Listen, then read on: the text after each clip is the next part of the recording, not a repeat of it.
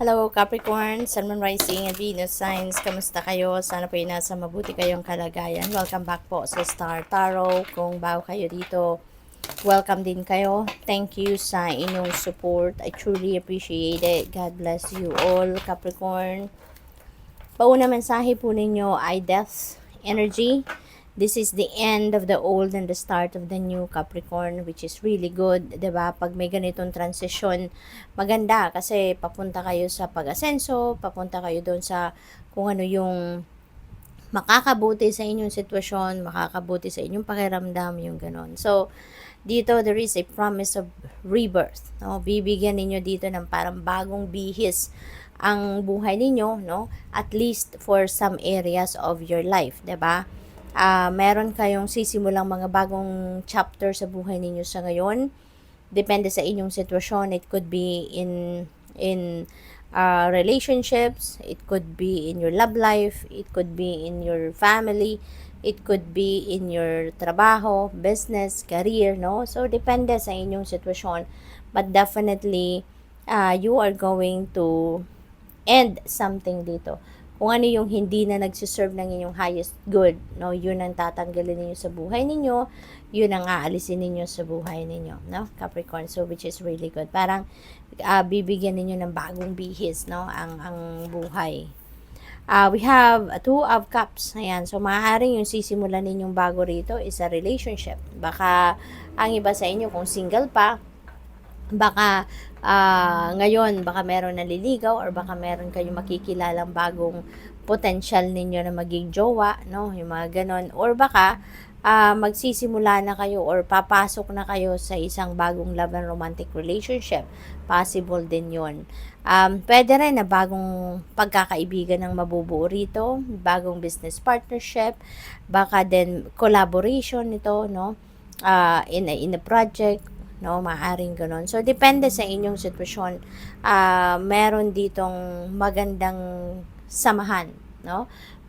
Regardless kung anong category ng relationship ang mabubuo rito between you and another person, ang maganda rito kasi you will be supportive of each other. There will be a symbiotic relationship. There is peace, no? Yung ganon. What else we have? Four of Pentacles. Ayan. So, dito naman sa Four of Pentacles, this is saving, no? Capricorn. So, siguro meron kayong mga perang dumadating at ang priority ninyo is to save money. Ang priority ninyo is to put money on the side for the rainy days or for a big purchase, or baka nagtatabi kayo ng pera para sa inyong retirement, yung gano'n, ano? Pwede rin na ang iba sa inyo dito is going to receive financial success, no? Kaya maging maingat din kayo sa pagmamanage ng inyong pera para nang sa gayon ma-ensure ninyo na nasa mabuting direksyon ang tinatahak ninyo ritong path pagdating sa pagmamanage ng inyong kaperahan.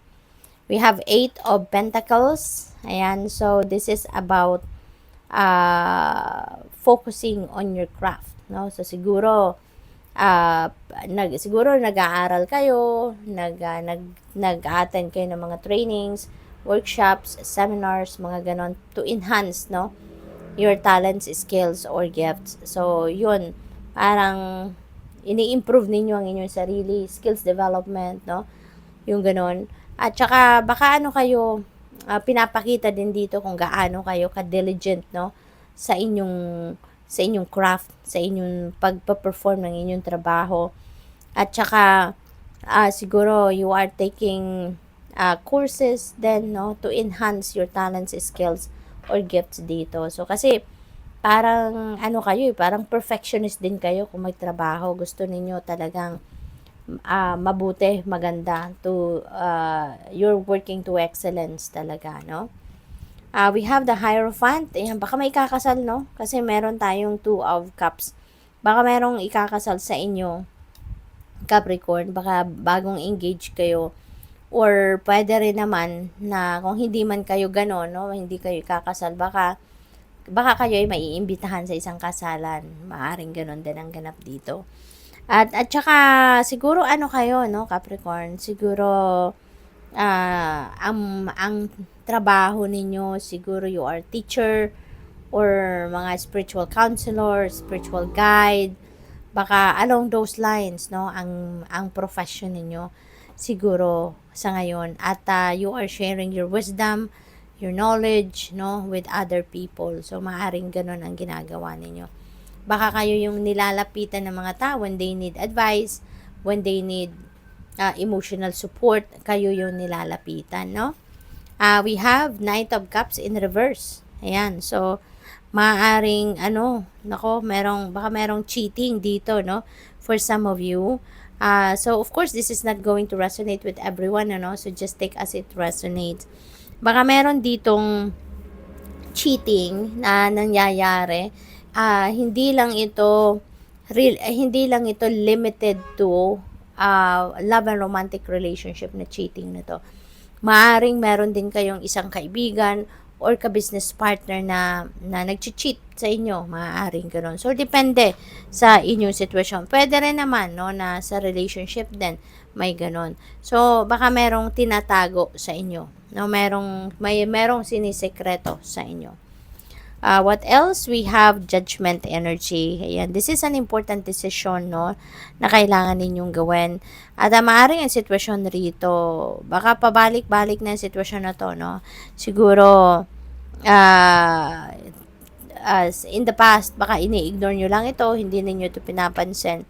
Pero sa ngayon, maaaring mahanap na ninyo ngayon yung solusyon, no, or mahanap na ninyo ngayon ang way kung paano ninyo ito i-address na sitwasyon. Kaya siguro makikinig na din kayo sa panawagan sa iyo ngayon ng inyong spirit team na harapin na kung ano man ang decision making na kailangan dito. Maaaring yan ay gagawin nyo na nga. We have Wheel of Fortune. Wow, napakaganda nito, no, na Wheel of Fortune. This is swerte, no, siswertehin kayo sa buhay sa ngayon. This is good luck and good fortune on your side, at ang good luck and good fortune na to could be in various areas of life. Maaaring meron kayong tagumpay pagdating dito sa pera, sa inyong finances, sa inyong trabaho, sa career ninyo, sa relationships, no. Maaring magbago rito, no, pagdating sa iba't ibang parte ng buhay ninyo, at yan ay maaring siswertehin kayo sa mga bagay na yon. So good luck. Thank you for watching Love and Light. Namaste.